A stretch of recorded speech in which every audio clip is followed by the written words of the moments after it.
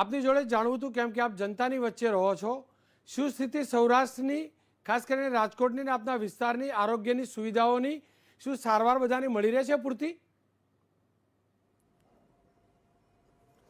ખાસ કરીને હું રાજકોટ જિલ્લા તંત્રની જો વાત કરું તો મને લાગે છે કે જે રીતે રાજકોટનું જિલ્લા તંત્ર કામ કરી રહ્યું છે એની અંદર અમારે ઓક્સિજનની અંદર જે નોડેલ ઓફિસર તરીકે અમારા રાજકોટના અધિક કલેક્ટર છે જે.કે. પટેલ, એની વરવી ભૂમિકાના કારણે અમારા જિલ્લાની પરિસ્થિતિ અતિશય ગંભીર છે.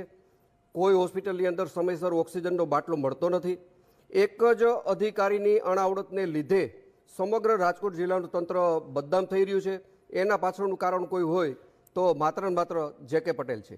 બીજી વાત જો આપણે કરું તો જે.કે. પટેલ આવી પરિસ્થિતિમાં જ્યારે પહોંચી નથી વળતા, જ્યારે જેનામાં માનવતા નથી, કોઈને સરખો જવાબ નથી દેતા, એવે સમયે કોઈ રાજકીય આગેવાનોના ફોન નથી ઉપાડતા અને ગોંડલના ભારતીય જનતા પાર્ટીના કાર્યકરને જે બદનામ કરવાનું કાવતરું કરે છે, જે બદનામ કરવાની વાત કરે છે, હું આ વાતને પાયાવિહોણી ગણાવું છું.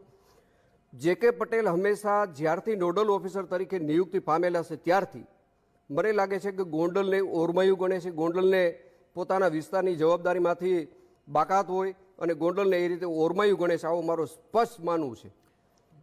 વિજયભાઈ રૂપાણી જે રીતે રાજ્ય સરકારની ખૂબ જ ચિંતા કરે છે, રાજ્યની ખૂબ ચિંતા કરે છે, આ બધી બાબત ઉપર પાણી ફેરવવામાં રાજકોટ જિલ્લાના વહીવટી તંત્રની અંદર જો કોઈ મુખ્ય અધિકારીની વરવી ભૂમિકા હોય તો એ નોડેલ ઓફિસર તરીકે જે.કે. પટેલની વરવી ભૂમિકા છે. આગામી 24 કલાકની અંદર જો આ દરેક પ્રશ્નોનો નિકાલ નહીં થાય. જી આપ કહી શકો છો આપની વાત. આગામી 24 કલાકની અંદર આ તમામ જે પ્રકારના મારા દાખલા તરીકે ઓક્સિજનના સવાલો છે, દાખલા તરીકે ઇન્જેક્શનના સવાલો છે, આ બધા પ્રશ્નો જો આગામી 24 કલાકમાં આનો પોઝિટિવ નિર્ણય કરવામાં નહીં આવે તો હું કલેક્ટર કચેરીએ ઉપવાસ માથે બેસી જવાનો નિર્ણય મેં કરેલો છે. અને ઓક્સિજનના અભાવે જે કોઈ દર્દીના મૃત્યુ થશે, અન્યથા વ્યવસ્થામાં ક્યાંય કચાશ રહેશે તો હું નોડેલ ઓફિસર જે.કે. પટેલને જે ઓક્સિજનના નોડેલ ઓફિસર તરીકે જેમની નિયુક્તિ થયેલી છે આને હું જવાબદાર ગણાવીશ અને આની વિરુદ્ધ રાજ્ય સરકારમાંથી તપાસ પણ કરીશ અને મગાવીશ. જરાસિંહજી, કેમ આપ શાસક પાર્ટી સાથે આપ જોડાયેલા છો, શું આપે પક્ષમાં કે સરકારમાં મુદ્દે કોઈ રજૂઆત કરી?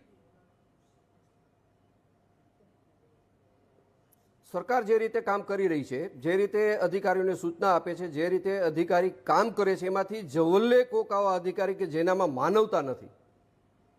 સરકારના હંમેશા પ્રયત્ન પોઝિટિવ છે, ગરીબ દર્દી સુધી પોતાની સેવા પહોંચે આવા પ્રયત્નો રહ્યા છે, પણ જે અધિકારી માનવતા વગરના છે એને કારણે આખા જિલ્લાનું તંત્ર ખોરંભે પડી જાય છે, આવું મારું કહેવાનું છે. કેમ કે આપ જનતાની વચ્ચે રહો છો અને હું જાણું છું આપ માત્ર ગોંડલ જ નહીં પણ રાજકોટ અને સૌરાષ્ટ્રના મોટા દિગ્ગજ નેતા પણ છો. જનતાની શું સમસ્યા આવી રહી છે આ હાલતની અંદર? જી, મને લાગે છે કે આવા અધિકારી જ્યાં જ્યાં કામ નથી કરતા અને લોકોની વચ્ચે નથી રહેતા અથવા તો આગેવાનોની વચ્ચે નથી રહેતા એવા અધિકારીને તાત્કાલિક ઠપકાના રૂપમાં જે કાંઈ સજા કરવાની આવે રાજ્ય સરકારે એને સજા કરવી જોઈએ. અન્યથા એની જગ્યાએ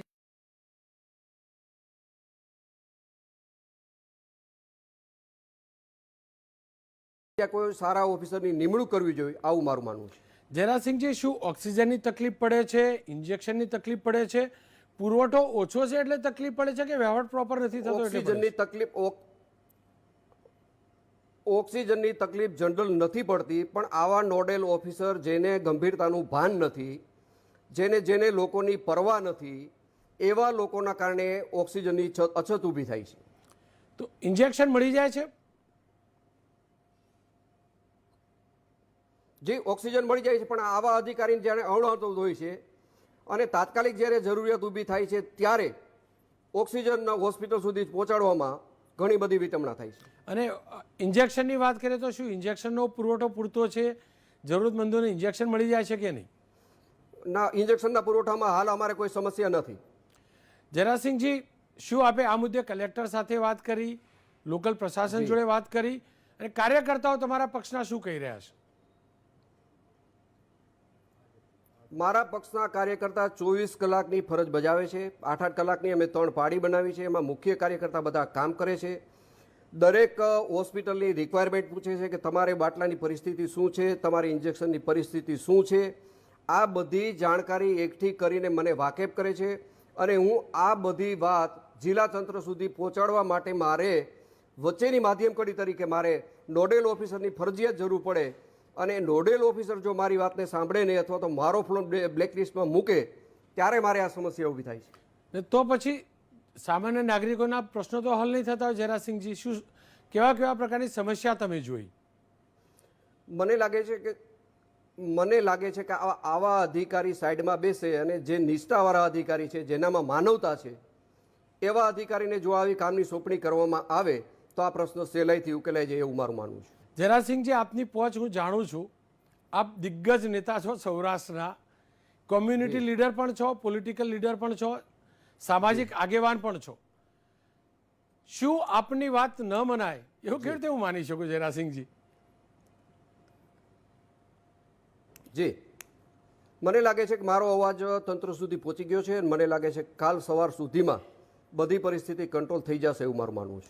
ખેર, તો આ હતા ગોંડલના દિગ્ગજ નેતા કે જેઓનું સૌરાષ્ટ્રમાં બહુ મોટું નામ છે, શાસક પક્ષના નેતા છે, પૂર્વ ધારાસભ્ય છે અને સ્વાભાવિક રીતે જ તેઓની જો આ વ્યથા હોય તો આપ સમજી શકો છો કે અધિકારી રાજમાં સામાન્ય નાગરિક કેટલા દુઃખી થતા હશે. અને અમે એટલે જ કહીએ છીએ કે હવે મૌન કોઈ નથી રહેતું.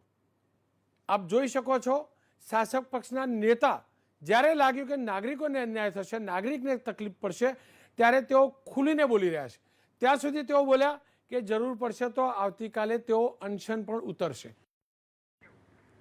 સૌરાષ્ટ્રથી જયરાજસિંહ બોલ્યા તો દક્ષિણ ગુજરાતથી 2 ધારાસભ્યોના પણ આ પ્રકારની પ્રતિક્રિયા આવી. હું ફરીથી કહીશ, તમામ અધિકારીઓ સારા નથી એવું નથી. અધિકારીઓ પણ રાત દિવસ એક કરે છે, પણ કેટલીક નાની નાની જે મિસઅન્ડરસ્ટેન્ડિંગ હોઈ શકે અથવા જિદ્દી વલણ હોઈ શકે, જે પણ ગણો હોય, એના કારણે આખી જે સિસ્ટમ છે ડિસ્ટર્બ થાય છે, તેનો ભોગ સામાન્ય નાગરિક બને છે.